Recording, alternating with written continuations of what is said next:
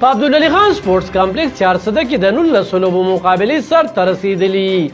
دغه لوبې د ډسټرکټ سپورټس محکمې او د ډسټرکټ افیسر تحسین الله اډیشنل ډسټرکټ افیسر محمد عمران په تعاون سره روانې وې چې د ضلع انتظامیې لخوا ورته مکمل تعاون ترلاسه و چې د اډیشنل ډیپټي کمشنر ثانیه صافي په لاسو اول دویم او دریم نمبر باندې راغلي لوبغاړو ته د ټراپیانو سره نقد انعام خو هم د ډسټرکټ سپورټس محکمې لخوا ورکړی شو.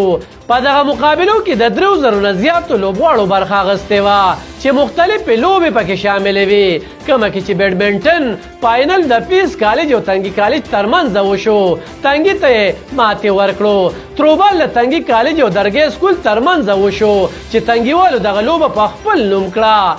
رساکشي فاینل د پیس کالج او درګۍ سکول ترمنځ وشو چې پیس کالج لوبغاړو پکې خپل پوزیشن برقرار وساتو.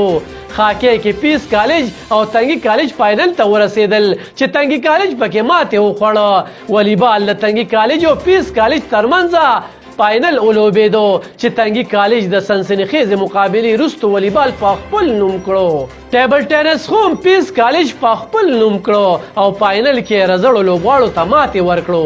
دوړ کې خو هم پیس کالج ګټه ترلاسه کړه. نټبال خو هم پیس کالج په خپل نوم کړو او د تنګي کالج ته ماتې ورکړو.